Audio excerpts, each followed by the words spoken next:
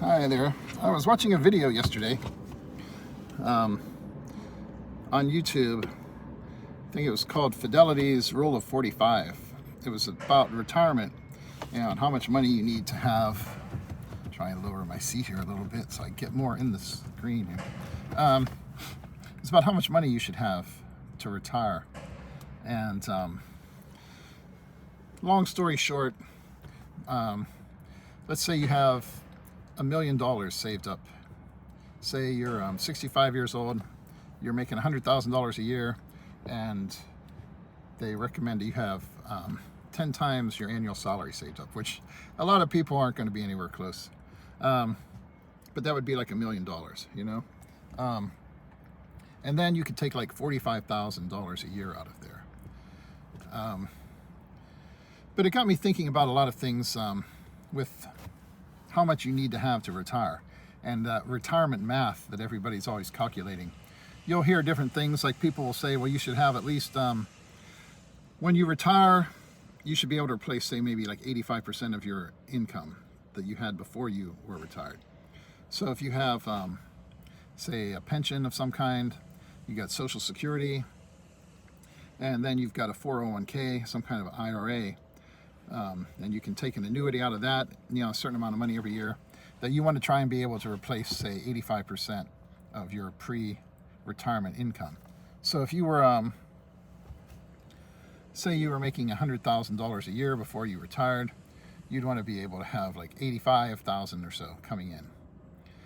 And that would basically give you the same style of life that you had before.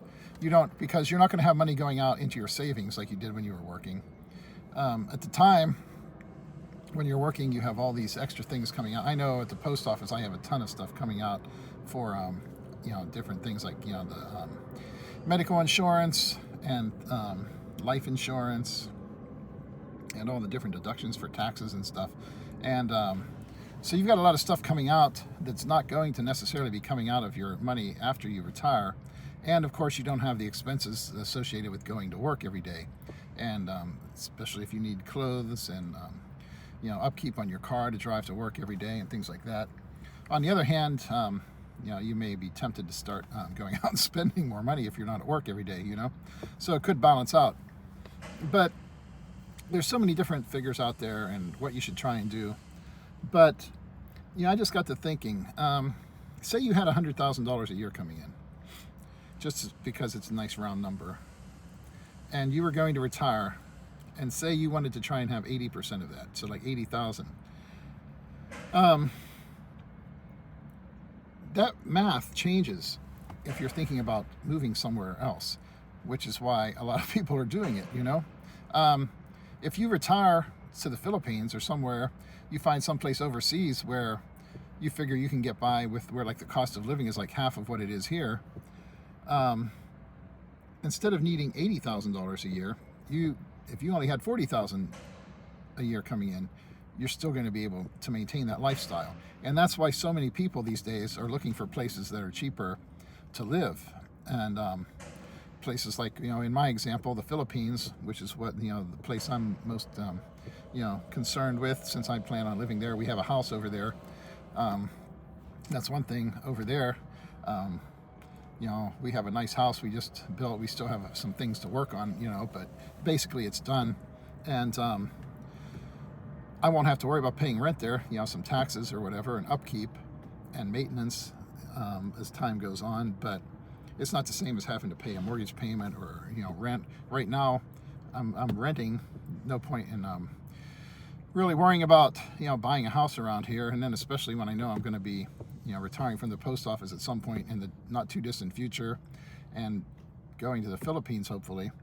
A lot of these places around here in Florida anyways, I wish I could remember the one guy's name I watch all the time on YouTube. Michael something, starts with a B, I think, but he's always, walking around Miami talking about real estate stuff. And you see how bad the situation is here in Florida. You look at some of these houses around here, and the way the taxes and the insurance and everything just keeps going up and up and up. The amount of money people are spending on just taxes and insurance every month is enough to rent a nice place, you know, and you don't have any of the problems associated with maintenance and keeping it up and having to do all the work around there.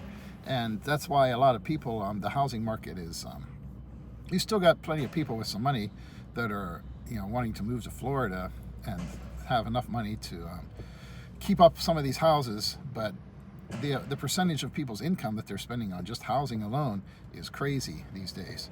And if you want to have a car, you know, those are getting more and more expensive. You generally are going to end up going well beyond what most financial planners would tell you you should stick to as what percentage of your monthly income is going out on transportation. But if you say you go to the Philippines, you know, say you needed, let's just say for the sake of argument that you need $1,500 a month to even rent an apartment anywhere around Orlando or something like that. And that's a good price around here for anything decent, you know. And there are plenty of people you can find in the Philippines who are, their monthly expenses or budget that they're living off of is under $1,500. So moving to another place totally changes your calculations on something like that. If you have $4,000 a month coming in your retirement here in America, you, depending where you are, you're just barely going to be getting by, you know? And you could take that same amount of money and move to the Philippines, and you could save half of it every month, you know? For $2,000 a month in most places in the Philippines, unless you're living just a crazy, crazy lifestyle and eating out at, you know, Fridays or Chili's or some nice restaurant or some Viking buffet every day, and going out to Starbucks a couple times a day, which is not good for your retirement plans. I love my shaken iced espresso though. You know, you can live well under $2,000 out where we're planning to live over in Mindanao. I'm sure by the time we get over there, a few years down the road, you know, things are getting more expensive, even over there. But I mean, you could easily get by on $1,000 a month and have a decent life, you know. And especially if you already have a house paid for and a place to live, you don't even have to think about that expense then, you know. So that's why people are doing it. You can move over there. You had $4,000 a month coming in, live off of $2,000, $1,500, $2,000 a month, and put at least $1,500 to $2,000 a month away. You could save $20,000 a year. You know, so actually, you could move over there, and as long as you didn't have any kind of major issues or health problems or catastrophes to deal with, 5 years after you got there, you could have an extra $100,000 in the bank, you know, compared to what you left with. So instead of retiring and spending down your savings, you could actually still be saving more, you know? And that's why it's just so appealing to people these days to get out of here and find somewhere cheaper. In my case, we're talking about the Philippines, but lots of places over there in that part of the world, you know, in the Orient, but also a lot of places in Central America and Mexico and places where people are moving. Certainly, if you want to be able to get back and forth to the United States easily, there are places that are just a few hours plane ride away from here. For me, you know, since my wife and all of her family, everybody are from the Philippines, and I really do like it over there, that's the destination for us. And we can use that as a jumping off point to be able to go off and explore different places, you know, Indonesia, Japan, you know, Thailand, wherever, and have some fun. But that's really the key, to think about how you're going to make your retirement savings stretch, because a lot of people are not anywhere close to where all the financial experts tell you need to be to really have a good retirement. I work with a guy at the post office. I think this year he's going to reach his, you know, retirement age of 66 and a half or something like that. He's you know, he's been there for a long, long time. He was a military veteran, so I don't know how much, I don't know if he's getting any kind of assistance or anything from the VA, but he's been with the post office a long time. He'd get a decent pension if he quit. And I know a while back he was talking about how you really need at least $1 million in your TSP to be able to retire. And he's always bitching about how, Biden tanked his TSP, and now he's just barely getting back to where he used to be and catching up to where he was. But right now he's off work because he stepped into somebody's flower bed to try and keep a car from hitting him or something, and screwed up his foot and his ankle really, really bad. He came back for a couple of days, and then he's gone now for who knows how long. And this is a guy who should have been retired, as far as I'm concerned, at least. I mean, we've got a few guys around who are really old. I shouldn't say really old, but really old to be out carrying mail and things like that, and still working at the post office. And I don't want to be one of those people. But he honestly feels, I guess, that he needs that kind of money, like $1 million in his TSP, and plus his retirement, and Social Security and stuff coming in. I'm not sure exactly what all he has going on in his family. I know his wife has had some medical issues and things, and I don't know if he's planning to move back down to the Miami area where he's originally from, or anything like that, where his kids are at.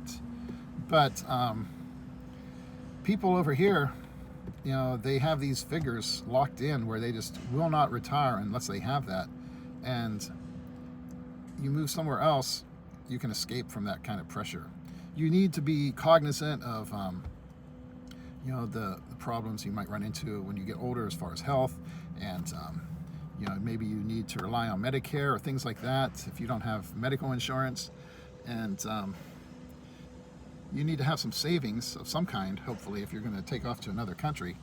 But really, like I say, you can move to another country, and instead of going backwards and losing money, even though you're not working, you could be gaining money if you have enough retirement coming in. It's easily possible, if you have a pension from somewhere and Social Security coming in, without any kind of other savings at all, to have like $3,000, $4,000, $5,000 a month coming in, depending where you worked and how long, and how late you wait to take your Social Security. So I've just been thinking about that.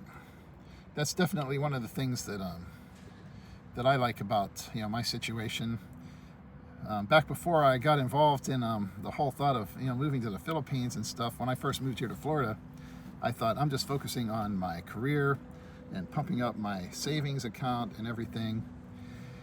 And all that changed when I started getting involved in other things and running back and forth to the Philippines. But I have to say, I'm really happy with where my life is right now.